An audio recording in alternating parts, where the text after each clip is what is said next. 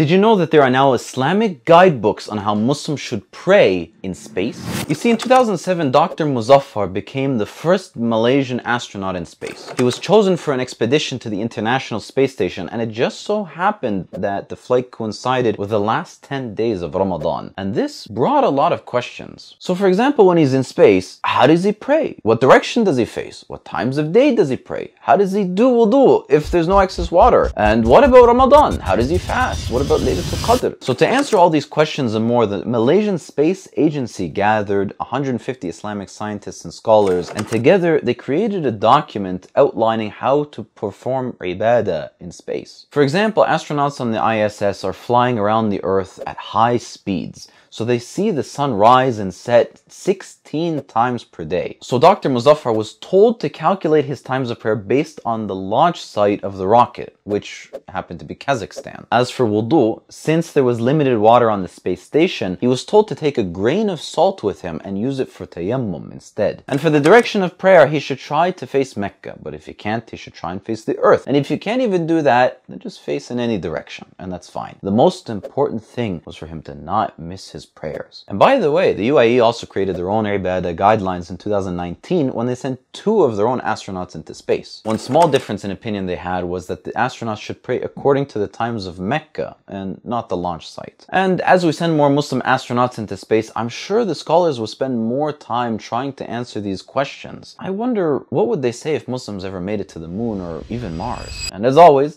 like and follow for more Muslim facts.